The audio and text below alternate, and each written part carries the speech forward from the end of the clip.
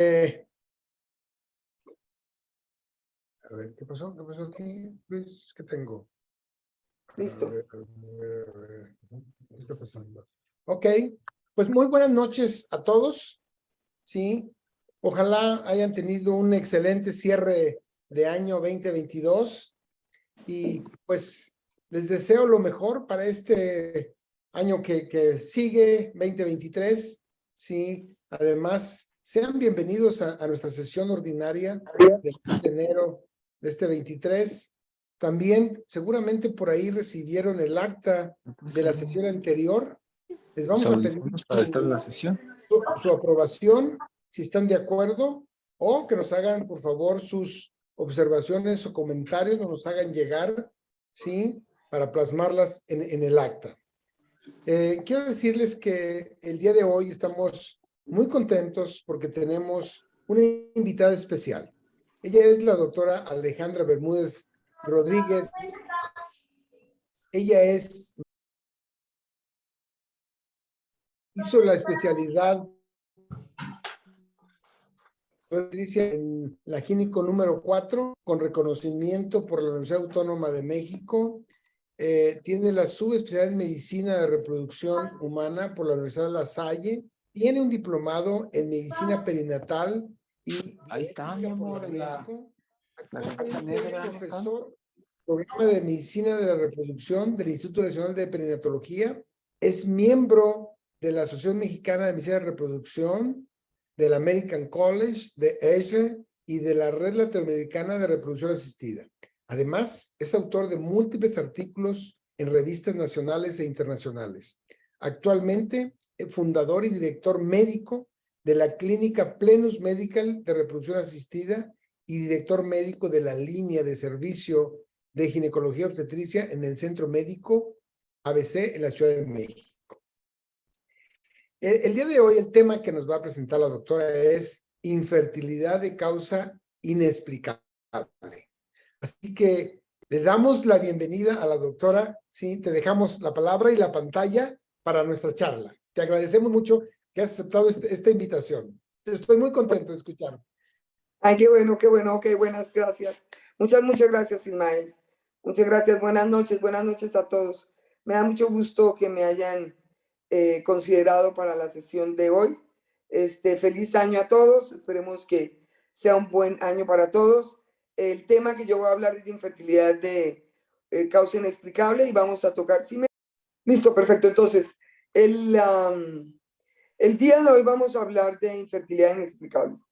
Y antes de empezar como a tocar base en el tema, quería comentarles que, en mi opinión, el objetivo de nuestras actividades en el área de la reproducción y en nuestro actuar médico en general, y como la definición de la calidad que nosotros tenemos cuando brindamos una atención médica y en reproducción, son realizar acciones que sean correctas en el momento preciso para alcanzar el mejor resultado posible, pero lo que yo quiero hacer y resaltar aquí es que tiene que tener como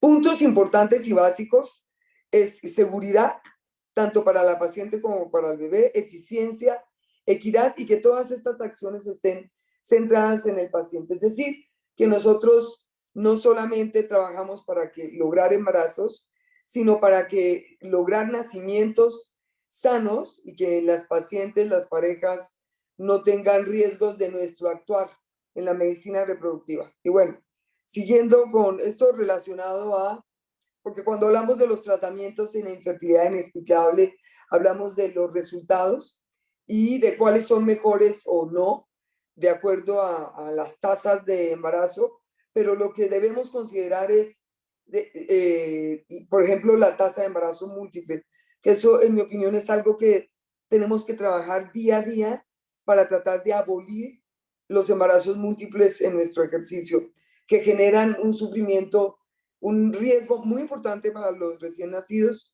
un sufrimiento y una carga, un lastre emocional, físico y económico para nuestros pacientes. Entonces, bueno, la infertilidad inexplicable consideramos que acontece en el 30% de las pacientes que sufren de infertilidad.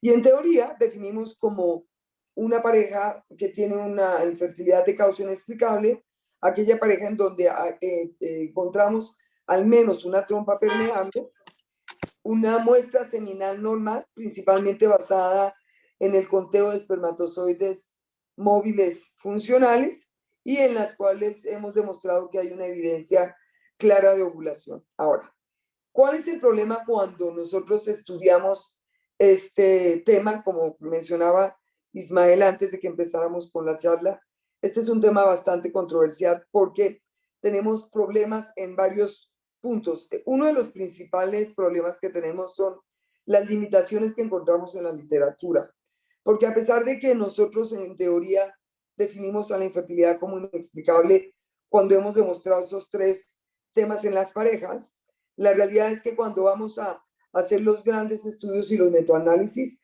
vemos que hay pocos estudios que tengan grupos controles, que en muchos trabajos y en muchos, para muchos médicos la infertilidad inexplicable incluye o abarca los estadios tempranos, o sea, la endometriosis mínima o leve, en donde no hay una alteración anatómica, y eso genera una cierta controversia, o también cuando hay una disminución, cuando el factor masculino no es perfecto, pero que reúne una mínimos de criterios para calificarlo como infertilidad inexplicable. Las otras limitaciones que encontramos en la literatura son que en algunos trabajos solo encontramos las tasas de embarazo en curso, no hay un reporte claro de la incidencia de síndrome de hiperestimulación ovárica o de embarazo múltiple, en la duración de infertilidad de estas parejas, y a veces tampoco hay estandarización en la dosis y días de utilización de gonadotropinas cuando vamos a comparar las diferentes estrategias terapéuticas. Otra cosa que es importante, que yo considero que es muy importante cuando hacemos el diagnóstico de infertilidad inexplicable, es que nosotros estamos todavía hoy, en pleno siglo XXI, en el 2023, tenemos pruebas diagnósticas de infertilidad que están lejos, muy lejos de la perfección. Y una de ellas es el análisis seminal. La espermatoidoscopía directa es una prueba que nos sirve para tener como una base, pero que tiene muchos déficits, y la estamos utilizando desde hace más de 100 años. Han habido variaciones ya tenemos una última actualización de la normalidad de acuerdo a la OMS, pero de todos modos estamos lejos de tener un diagnóstico que nos deje, que nos correlacione directamente un hallazgo en una muestra seminal con la capacidad reproductiva de ese semen. No hemos podido encontrar test funcionales que nos hablen de la capacidad reproductiva de ese semen que sean satisfactorios para nosotros. Tenemos estudios, por ejemplo, de fragmentación, en donde tampoco tenemos uniformidad en los estudios, que pueden ser costosos y que a veces al final terminan confundiendo más el diagnóstico, o al final tampoco tenemos herramientas para mejorar los resultados anormales que tenemos en estos pacientes. Otra de las principales problemas que tenemos cuando estudiamos la pareja infértil es el diagnóstico del factor tuario. Entonces, en teoría, nosotros basamos el diagnóstico de la permeabilidad o no permeabilidad tuaria en un estudio de histerosalpingografía por rayos X, que es como el que ha demostrado tener mayor utilidad. Sin embargo, es un estudio que es increíblemente molesto para las pacientes, muy doloroso, muy molesto, y que tampoco nos habla realmente de la funcionalidad. Yo siempre les digo a mis pacientes, cuando veo un estudio de histerosalpingografía, digo, o sea, sí nos muestra una permeabilidad, pero las trompas no son como cañerías, y lo que nosotros estamos haciendo es poniendo un medio de contraste a presión a través de las trompas, y tampoco nos habla de la función. Cuando vemos trompas un poco saculadas, tenemos duda de qué tanto daño tienen esas trompas, qué tanto es un diagnóstico de salpingitis nodosa, o sea, realmente qué tan funcionales y eficientes son esas trompas. son estudios que no nos permiten valorar si existe o no existe una endometriosis, adherencias en muchas ocasiones. A veces no podemos diagnosticarlo con un simple estudio de una histerosalpingografía. Y luego tenemos pues la laparoscopía. Y entonces aquí viene otro capítulo que genera mucha controversia, porque claro, cuando hablamos en nuestra primera diapositiva, nosotros tenemos que pensar en las acciones que nosotros podemos hacerle a una pareja que no la pongan a una mujer en riesgo, porque al final de cuentas, sea lo que se sea, ya vi que ustedes tienen una sociedad que también incluye, además de medicina reproductiva, las actividades endoscópicas en reproducción. La laparoscopía, que es un estudio maravilloso y que nos brinda mucha información, no deja de ser un procedimiento quirúrgico y por lo tanto pone en riesgo, aunque sea mínimo, a una mujer que de pronto no tiene ninguna patología que amerite un diagnóstico quirúrgico y tiene un efecto económico para esa paciente que a veces, después de una laparoscopía, nosotros de todos modos no podemos solucionarle el problema y puede pasar que si nosotros llevamos a una paciente una laparoscopía por una duda en cuanto a la función tubaria, salgamos con el mismo diagnóstico de infertilidad inexplicable. Entonces nos quedamos exactamente en el mismo punto en el que estábamos antes de la laparoscopía. Entonces, realmente lo que yo creo, es como lo vamos a mencionar más adelante, es que habrá que hacer como una individualización. O sea, hay que estar como muy cuidadosos en lo que nosotros le preguntamos o en lo que nosotros vemos de la paciente. Y aquí es donde viene la experiencia y realmente lo que yo considero como el arte del manejo, tanto en el estudio, en el diagnóstico y en el tratamiento de las parejas con infertilidad. Y entonces, una de las cosas que me parecen también muy importantes, es saber cuál es el pronóstico, cuáles son los factores pronósticos de estas parejas. Es decir, la edad, por ejemplo, nosotros tenemos muy claro que la edad hoy en día, independientemente de que estemos en el siglo XXI, es el factor pronóstico. La edad femenina es el factor pronóstico. Ay, permítame un minuto, perdón un minuto. Déjenme mirar. Ya no, ya pasó. La edad es hoy en día el factor pronóstico, la edad femenina es hoy en día el factor pronóstico más importante para el logro de un embarazo, independientemente de la causa de la infertilidad en una pareja. Y luego, uno de los factores pronósticos es el tiempo que lleva esa pareja de infertilidad, el tipo de infertilidad, si es primaria o secundaria.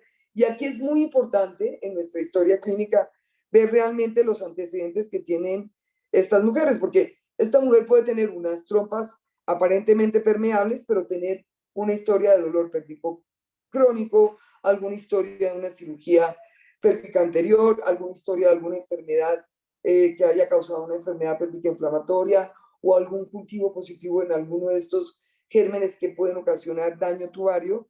Y lo mismo en cuando evaluamos el factor masculino, ¿no? Y aquí, haciendo un paréntesis, yo no sé cómo están ustedes en la región potosina, pero me parece que universalmente el número de personas entrenadas para hacer un diagnóstico, una evaluación en forma integral y realmente de avanzada para este siglo que estamos viviendo del factor masculino, pues yo tengo muchos problemas con eso. La verdad es que creo que hay muy pocos andrólogos en la República y gente como capacitada para manejar a estos pacientes. Y una cosa que es muy importante como factor pronóstico también obviamente es la reserva ovárica, ¿no?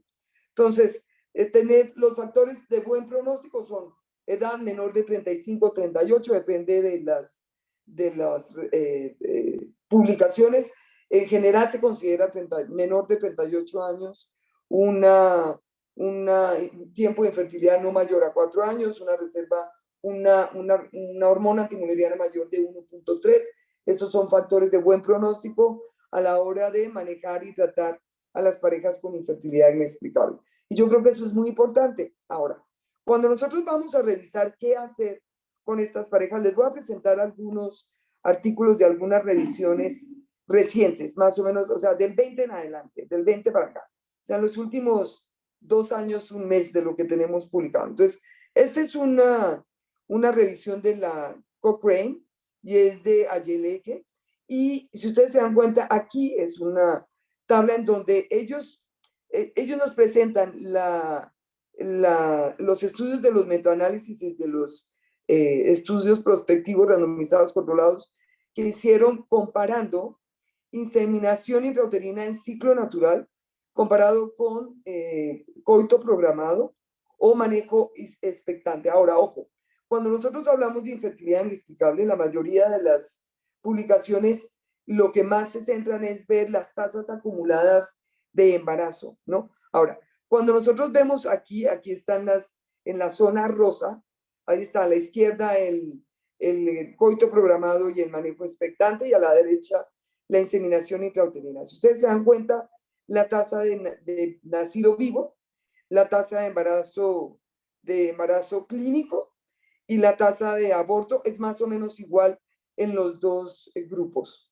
Si les presento otro estudio, esta es otra revisión de Cochrane, esta es por el doctor Wang, y aquí, esta es muy interesante porque aquí es comparar manejo expectante contra 4 acciones que son estimulación ovárica sola, inseminación intrauterina sola, estimulación ovárica e inseminación intrauterina y fertilización in vitro o ICSI. Y aquí lo que estamos viendo es las tasas de nacido vivo comparado con manejo expectante. Y si ustedes se dan cuenta, en general no hay una gran diferencia. En la siguiente gráfica, lo que estamos viendo es,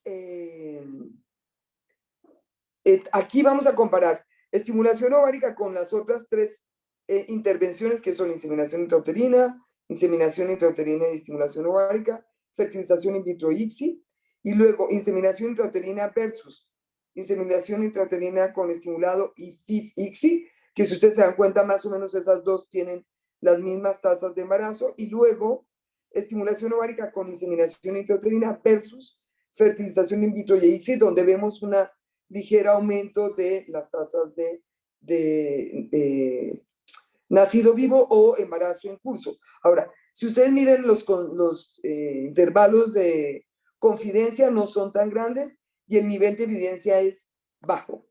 Cuando nosotros vemos las tasas de embarazo múltiple comparando estas acciones, si ustedes se fijan en la parte inferior de la gráfica, que es cuando estamos dando medicamento, particularmente estimulación ovárica más inseminación intrauterina, las tasas de embarazo múltiples se empiezan a elevar, pero es muchísimo mayor cuando comparamos esto con fertilización in vitro y o ICSI.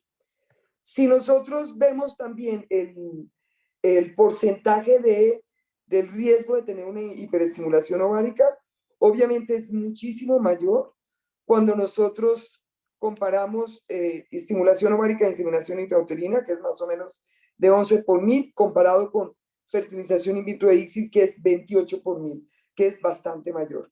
Las conclusiones de estos autores al final de esta revisión, ellos dicen que han encontrado insuficiente evidencia en términos de tasa de nacimiento vivo cuando comparamos, esto es acumulada, la tasa de nacimiento vivo acumulado, cuando comparamos manejo expectante versus estimulación ovárica, inseminación intrauterina, estimulación ovárica, inseminación intrauterina y fertilización in vitro e ICSI. Ahora, si comparamos manejo expectante con inseminación intrauterina o estimulación ovárica, lo que se ha visto es que sí incrementamos la tasa de embarazo múltiple, lo mismo que cuando damos estimulación ovárica y inseminación intrauterina. Ahora, en general, dice que la evidencia muestra que las diferencias entre fertilización in vitro ICSI y manejo expectante para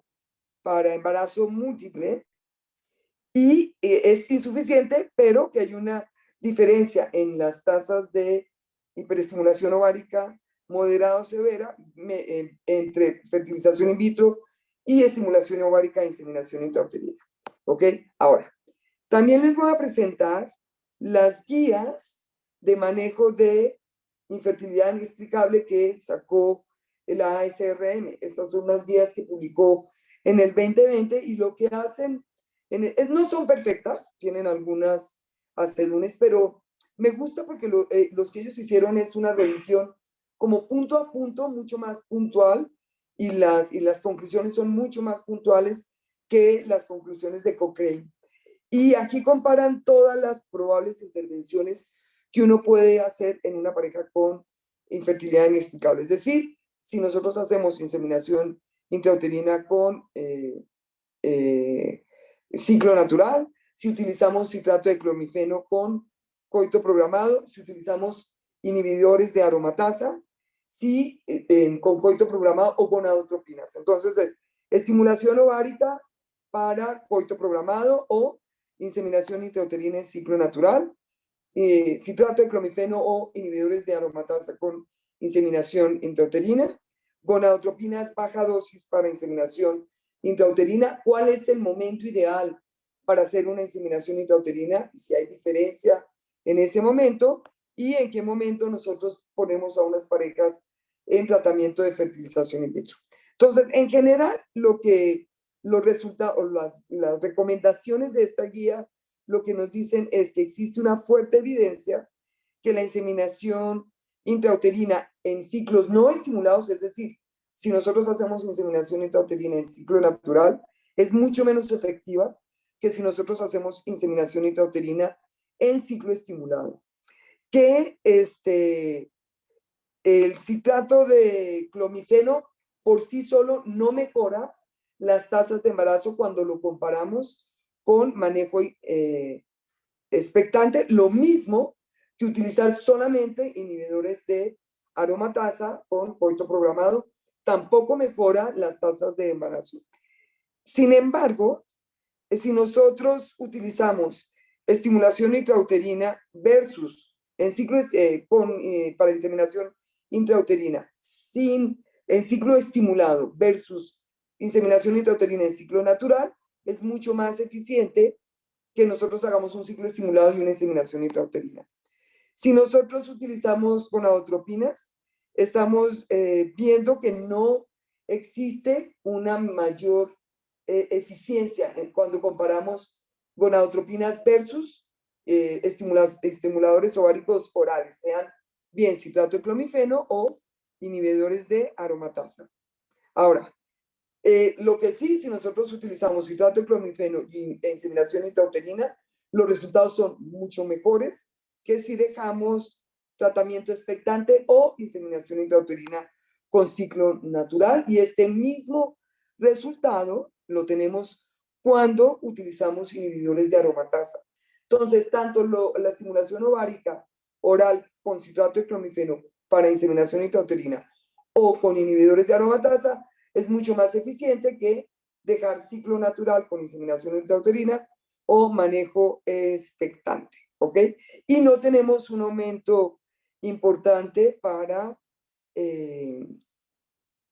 en la tasa de embarazos múltiples. Si nosotros combinamos tanto clomifeno con letrozol con gonadotropinas, el resultado es básicamente el mismo que si nosotros comparamos dosis bajas de gonadotropinas e inseminación intrauterina. Sin embargo, en estos dos casos, nosotros elevamos la tasa de embarazo múltiple. Entonces tenemos que ser muy cuidadosos ahí. Y tampoco hemos notado que si utilizamos solo gonadotropinas en baja dosis, nuestros resultados van a ser mejor que con los estimulantes orales, lo cual, si siempre recordamos, si vamos a aumentar las tasas de embarazo múltiple y el costo para el paciente, pues la verdad es que deberíamos decantarnos más por el uso de estimulación ovárica oral para inseminación intrauterina en pacientes con infertilidad inexplicable. Y si nosotros utilizamos dosis más altas o convencionales de gonadotropinas, sí tenemos una elevación en las tasas de embarazo, pero elevamos en forma importante el riesgo de que estas parejas tengan embarazos múltiples y esto pues no es una buena recomendación. Ahora, cuando se hace el análisis de el momento de la inseminación, nosotros, o sea, lo que reportan estas guías es que no se ha visto una diferencia entre que nosotros hagamos la inseminación intrauterina en el momento del pico de la LH o 34 o 36 horas después, y que tampoco hemos visto que haya una mejora en las tasas de embarazo si nosotros monitorizamos todo el ciclo, aunque la verdad es que sí aquí hay que tener cuidado, porque si nosotros estamos utilizando estimulación ovárica, yo sí recomiendo seriamente hacer un ultrasonido para realmente valorar la respuesta que estamos teniendo en estas pacientes. Y también se ha visto que una inseminación intrauterina única tiene el mismo resultado que hacer doble inseminación intrauterina, lo cual le disminuye las molestias y el costo a las pacientes. Entonces, considerar hacer inseminación intrauterina única en el momento del pico de la LH, 34 o 36 horas después, como ustedes lo prefieran, y hacer con medicamentos orales. Luego, les quería demostrar este otro artículo, que es un artículo reciente, y me gusta porque en este artículo ellos hacen una comparación de los resultados en pacientes con pobre pronóstico de embarazo. Y entonces, esta es como la tabla de resumen. Si ustedes se dan cuenta, estamos viendo tasas de nacido vivo por grupo. Entonces tenemos en la primera, mujeres entre 18 y 38 años de edad con diagnóstico de infertilidad inexplicable, con buen pronóstico de logro de embarazo. La tasa de nacido vivo con manejo expectante es del 11% versus 35% en parejas con inseminación intrauterina y estimulación ovárica. En pacientes con este mismo rango de edad, pero con poco pronóstico, la tasa de nacido vivo también es superior con la inseminación intrauterina y la estimulación ovárica. Y lo que le quería mostrar al final es, fíjense, en las mujeres de edad de 38 a 43, realmente la tasa de nacido vivo es igual, independientemente del manejo expectante y la inseminación intrauterina con estimulación ovárica, lo cual nos lleva a varias conclusiones que vamos a ver más adelante, pero una de ellas es que obviamente la edad es un factor pronóstico muy importante, y luego también una vez que uno tiene una pareja con una mujer con edad avanzada, deberíamos considerar otro tipo de aproximación para el manejo de infertilidad en estas parejas. Y luego este es otro artículo también reciente que también me gustó, pero aquí lo que hacen, es comparar el tipo de estimulación que hacemos. Entonces, vamos a lo mismo. Entonces, estamos comparando tres grupos de pacientes, tres protocolos de estimulación, que es gonadotropinas, citrato de clomifeno y letrozol. Entonces, más o menos los grupos son comparables en edad femenina y más o menos también en número de ciclos. Si ustedes se fijan en tasa de nacidos vivos, es mucho mayor en la tasa en el grupo de, no mentira, no es mucho mayor, pero es mayor en la tasa del grupo de gonadotropinas. Si comparamos con citrato de clomifeno y letrozol, fíjense ustedes que citrato de clomifeno y letrozol más o menos tienen la misma utilidad, pero sin embargo, la tasa de embarazo múltiple es mayor en el grupo de gonadotropinas. O sea, en general es del 5% versus 2 y 3% en los otros dos grupos que comparamos. Pero fíjense ustedes, la tasa de embarazo triple en el uso de gonadotropinas es del 26% versus 5 y 0% en el grupo de letrozol. Y al final, la tasa de embarazo clínico es más o menos similar. Estamos hablando de 31 con gonadotropinas versus 25 y 22 con el letrozol. Bueno, ahora, ¿cuáles son las pacientes que uno debería pasar a fertilización in vitro cuando tenemos un diagnóstico de infertilidad inexplicable? Entonces, de acuerdo a las guías y a la evidencia de Cochrane y a lo que hemos presentado, actualmente no existe una evidencia de que la fertilización in vitro debe ser como tratamiento de primera línea en aquellas pacientes con edad de menos de 38 años. Y eso que tenga tasas como acumuladas mucho mayores que hacer ciclos de estimulación ovárica e inseminación intrauterina.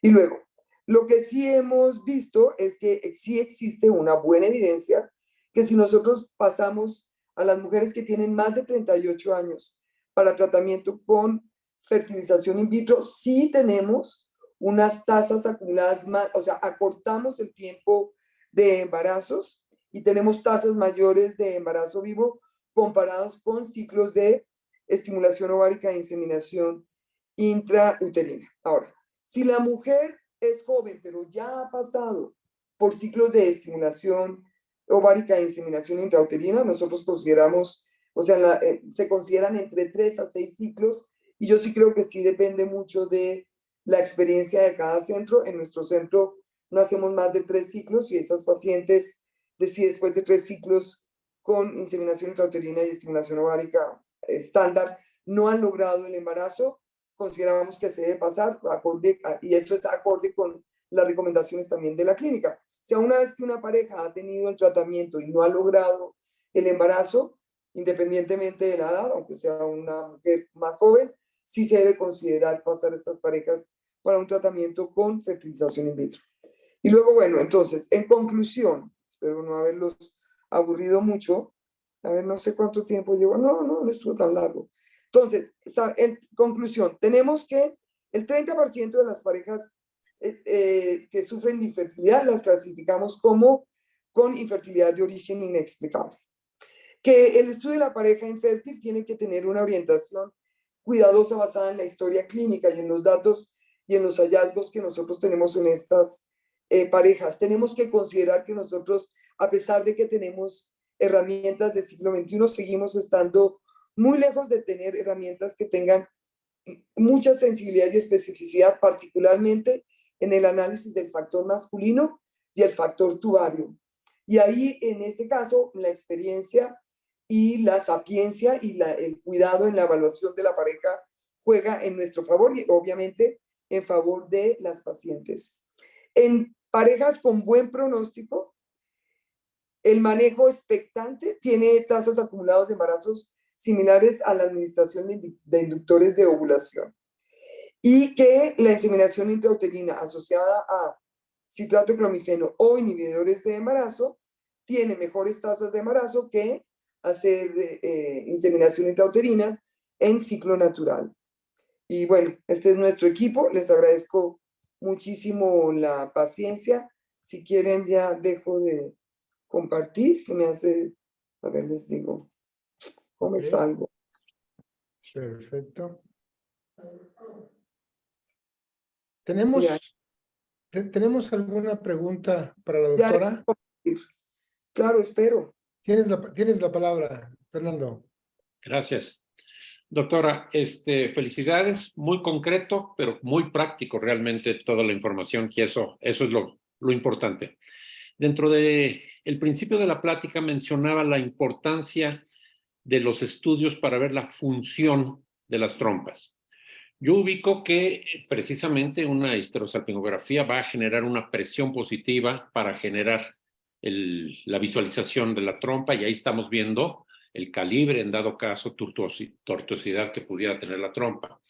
En relación a una histerosonografía, me daría una impresión de dar capacidad de ver permeabilidad, me permite ver el útero, ovarios, que también es una situación importante. Y una laparoscopía, que sería la tercera forma de poder valorar una trompa, pues también está asociándose a una presión positiva para que el medio que dibuje, vamos a decirlo así, la permeabilidad de la trompa en una laparoscopía, pues ahí tengo más bien el aspecto externo, en donde puedo buscar adherencias o puedo buscar, pero no tengo el aspecto interno. Entonces, de acuerdo a esas tres posibilidades, ¿cuál sería la mejor alternativa para poder yo tener una valoración de trompas que pudiera ser lo más confiable en relación a esterilidad? Esa es una pregunta y comentario muy interesante, doctor, gracias. La verdad es que hemos tratado, o yo creo que hay mucha descripción y está como estudiado bastante lo de las trompas, porque, a ver, la histerosonografía, en mi opinión, su mejor utilidad es para valorar la cavidad uterina. Sí sirve para ver permeabilidad tubaria e incluso, yo no sé si a ustedes les tocó, pero hace mucho que ya no salen artículos describiendo, hubo como medios de contraste para histerosonografía para que pudiéramos ver, porque antes utilizábamos las burbujas, ¿no? Si hacíamos la histero, luego metíamos un poquito de aire porque las burbujas dan esta imagen hiperrefringente en el ultrasonido que nos permite ver la permeabilidad tubaria. Y entonces incluso decían, sí, pero a veces lo pierde o tiene que seguir pasando porque es tan rápido que uno puede ver a veces las dos tropas simultáneamente o de pronto ve uno y como que se queda uno con la duda de la segunda trompa, entonces tiene uno que volver a pasar líquido, volver a pasar aire para volver a ver si se ve. Tiene dos limitantes en relación al calibre y la segunda cosa que no ve uno la morfología con la histerosonografía, ni tampoco ve uno el final de la trompa. Entonces, si la paciente tiene obstrucción a nivel fimbrial, ¿no? O sacular a nivel fimbrial, no la va a ver uno, porque uno puede ver tranquilamente cómo pasa el líquido, pero no va a ver uno ahí. Ahora, en mi opinión, los mejores son histerosalpingografía por rayos X y la laparoscopía. En la laparoscopía realmente uno sí ve, no es que uno vea la función, pero uno puede ver de una manera anatómica mucho más directa la movilidad de la trompa, si hay o no adherencia, si hay o no presencia de endometriosis, si hay o no realmente saculación, que uno puede haber sospechado en una histerosalpingografía por rayos X, pero es un estudio quirúrgico. Entonces, realmente ese es nuestro problema. Si nosotros tuviéramos, es una cosa quirúrgica, claro, para la paciente es mucho mejor en relación a molestia porque es una paciente que está dormida, la paciente no tiene dolor.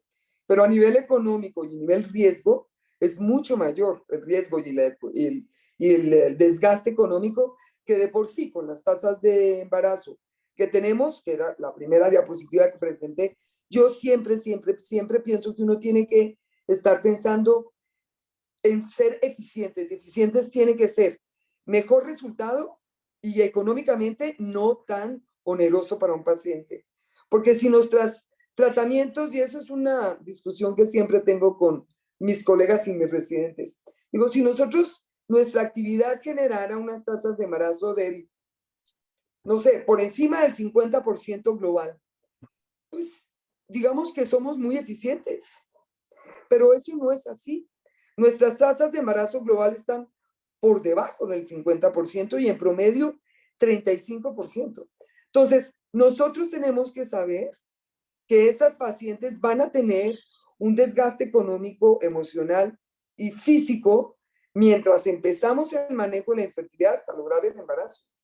Y que si nosotros podemos minimizarle eso a la paciente, sí, yo lo que hago personalmente es, yo casi nunca meto a una paciente a una laparoscopía, porque si sospecho que hay un daño tubario, pues para esa gracia la paso a una fertilización in vitro.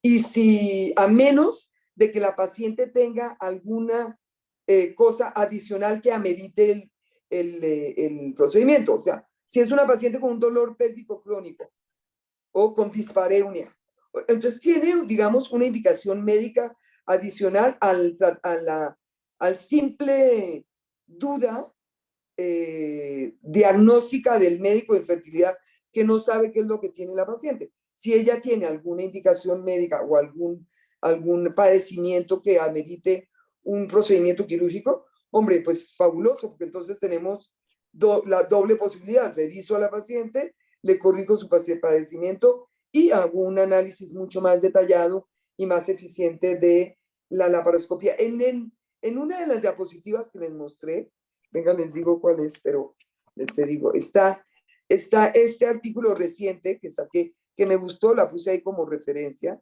y este doctor, que es un artículo de opinión, él tiene un artículo de opinión aquí está. Este es en el Journal de Biología de Reproducción Asistida del 2022. Dice la paroscopía diagnóstica para subfertilidad inexplicable, una revisión de un análisis comprensivo.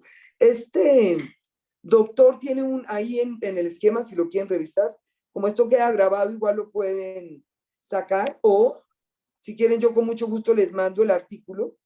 Este doctor tiene en su esquema de manejo de pacientes, él dice que si uno ha visto que la paciente después de 3 ciclos de inseminación con trompas permeables no se ha embarazado, antes de pasarla a una fertilización in vitro, uno debería pasarla a una laparoscopía.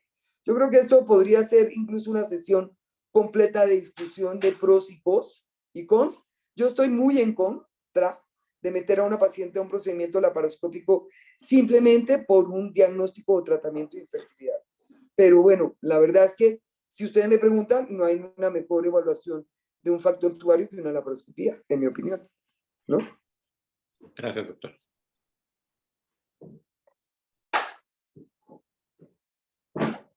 ¿Sí? ¿Alguien más? ¿Tenemos preguntas? Carlitos, ¿cómo estás? Hola, buenas noches. ¿Cómo estás? Buenas noches. Saludar a Ale, me impresiona su entusiasmo, que a pesar de los años sigue teniendo ese entusiasmo de enseñanza.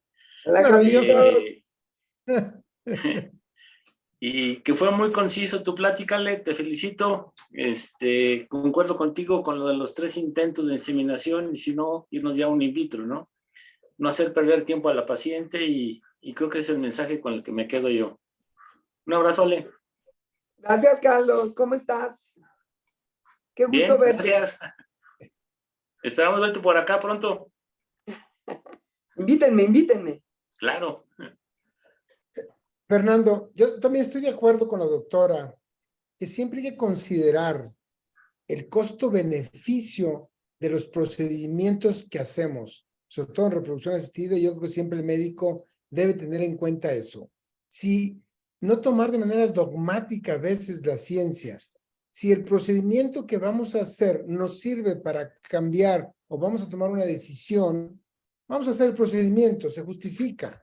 Sin embargo, yo creo que sigue siendo válido hasta el día de hoy, cuando estamos evaluando a una paciente, hacer de entrada la histerosalpingografía, que nos va a decir sobre todo el estado de las trompas. También nos va a decir la cavidad uterina, sin embargo, podemos tener resultados falsos negativos con patología en cavidad uterina. Entonces, de entrada, hacerle la histerosalpingografía. Si vemos que está permeable, que están bien las cosas, yo creo que hay que esperar. Y antes de hacer, yo creo, la laparoscopía, podremos hacer la histerosono después de la histerosalpingografía. Ahí vamos a tener información más clara de cómo está el útero, cómo están las trompas. Y bueno, también aquí considerar los biomarcadores y los tratamientos previos que ha recibido la paciente. Si es una paciente que ya ha sido multitratada, no tenemos ningún diagnóstico, también nosotros actualizamos la información, pero tenemos biomarcadores borderline.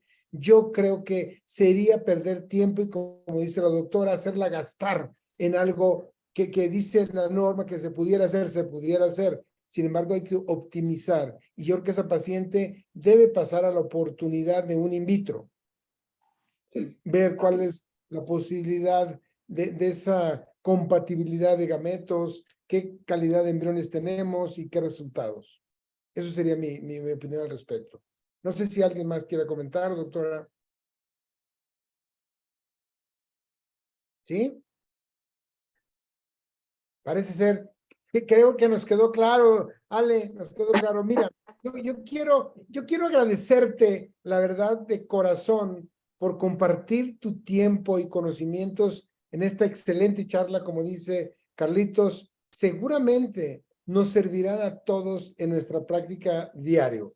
Muchas gracias por dedicarnos este tiempo a nosotros. Te agradecemos. Estamos en contacto. Y muchas gracias a todos.